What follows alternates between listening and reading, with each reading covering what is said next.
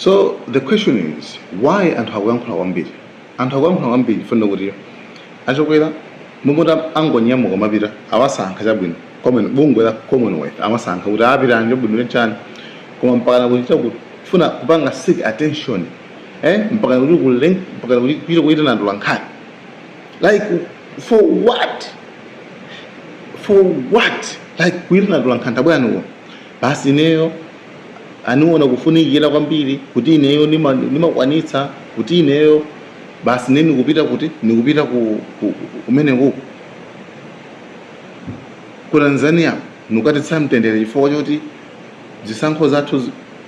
zisankho zija musaiwale achokera nakatenga injection ku court kuti afuna akuti titani anakatenga injection chiletso kuti asaulutsa zinthu zicha chipanda akhoti kuona kuti ayi ndikuti bwezi kuninso kuti poko bwezi kumalawi kuti poko. Do you know that? Bwezi kumalawi kuti poko.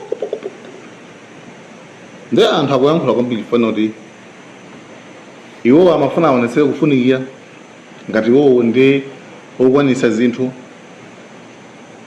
like ndifaka anthu amati abona kangopanga VN. Mama uno ndithu tufana kupasana update ya former president Dr. Lazarus Chakwera. Mutu wake ndina kuti ku Tanzania ndithu awakana kuti asapite kukakhala nawo pamwambo okambirana zodzetsa mtendere ku dziko la Tanzania. So anyway, nkhani kodi iyakhala bwanji timvane kaye pano.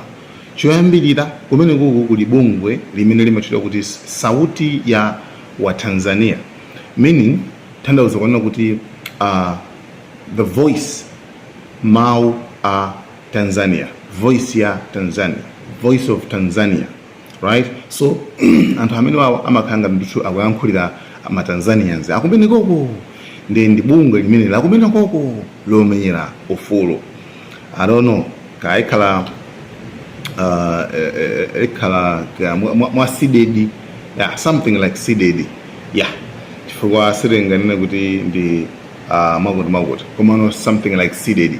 So kumene kuku iwowa abanga highlight aunikirapo zinthu zingapo zimene akunena kuti Achakwera ndithu sakuyenera kuti apite komanso akakhale nawo pamwambo odzetsa mtendere zokambirana zokhuzana ndi mtendere mdziko la Tanzania. One, akunena kuti choyambira chimenecho akunena kuti Achakwera during his tenure kama kuti mutemu yawo ya Achakwera panali zinthu zingapo zimene ndithu iwowa amakanika kuyendetsa. One, nkhani yokhuzana ndi corruption, chinyengo, komanso amakanika kuyendetsa kupanga governance, kuyendetsa dziko, komanso even dziko lonso kunalibe stability, koma kunali instability, kunalibe stability, kunalibe kukhazikika ngati dziko, kunali zinthu zosamwitsa zambirimbiri zisokonezo ziwawa. So chimene choyambira ndi chimenecho pongothirirapo ndemanga pa nkhani imeneyoyo. Mukudziwanso kaleso imi kuti zoti mu nthawi ya Achakwera panali zinthu zimene panafika poti powupa anthu amalawi kuyamba kuopa kuti amwene apa ndi muti zinthu zikhala bwanji. Zinthu kumachitika president alipo komano president osachitapo kena kalikonse. President alipo komano anthu ndikumakhapidwa, anthu ogwira ntchito mboma ndikumakhapidwa komano osamangidwa, akamangidwa after boma litasintha. Like nkhani imeneyo sikutinso ndi wanamizira kapena anthu kumene akupanga exaggerate kukokomeza nope, komano aliyense zimene amadziwa na as long as you're Malawian ka ukhala wa MCP ka as long as you're Malawian iweyo umadziwa zimene zimachitika nthawi ya MCP. Samala like ukakhapidwa ndi anthu azikwanje samala chaku mbali ina tingolekeza ngati ku Blantyre kaya kuti kaya kumachinga kakuti anthu akapangizana zake zosokoneza ziwawa anthu ajamagwidwa kugwidwa nthu complete kumangidwacho.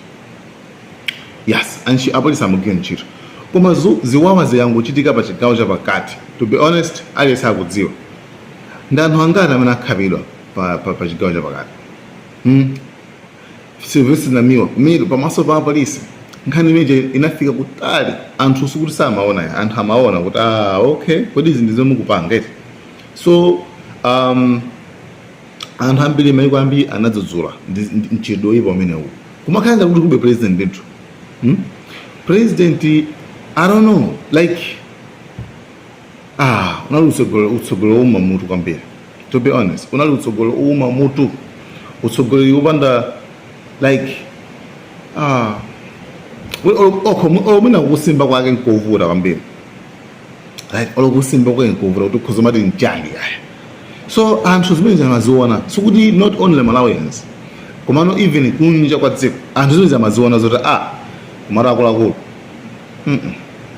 ku Malawi izi zikuchitika zizi no it's not on zimene zamadziwa. So zimene zichazo ndi zimene tsopano maiko ena kuti Tanzania yankhula yati akuluakulu ino zimene timaziona ku Malawi zicha uyu anali mtsogoleri wake.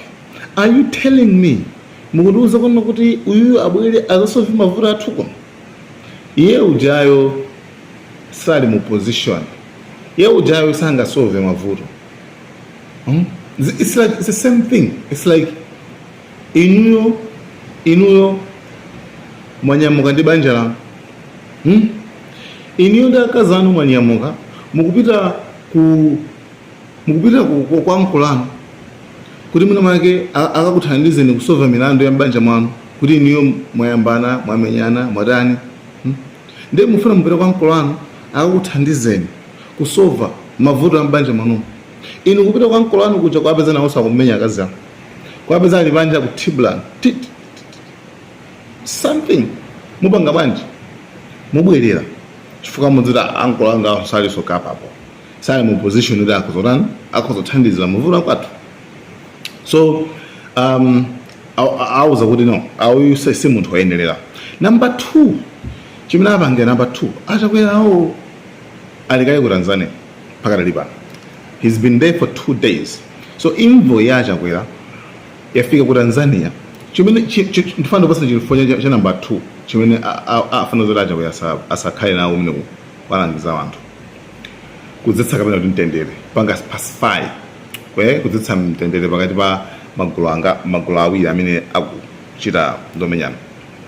So number 2 akuona kuti achakwera choyambirira cha number 2 atafika ku Tanzania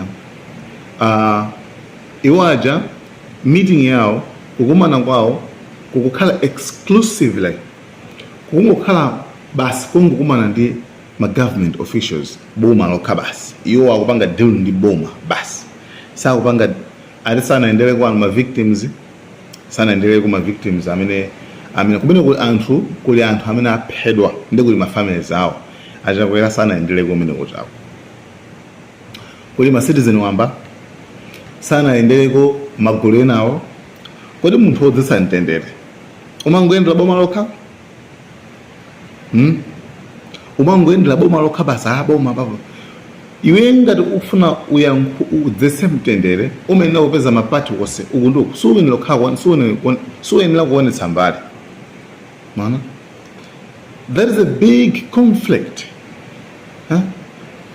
imene yoyo iwe sungakhala mbali imodzi yokha basi koma akuti iwowa zimene alemba kalatayo akuti iwowa akanika even kupita kuma families kumawanja anthu amene anafeledwa amene anaphedwa anthu awo kuti mwina wake akapanga console akatonthoze akayankhule akatani zimenezo akanika iwowa angokhala ndi mbali ya boma. Do you think kwena zoti iwowa akabwera sobana kuti ayanjanisa anthu awamvera? The answer is no. Answer and no anthu sawamvera.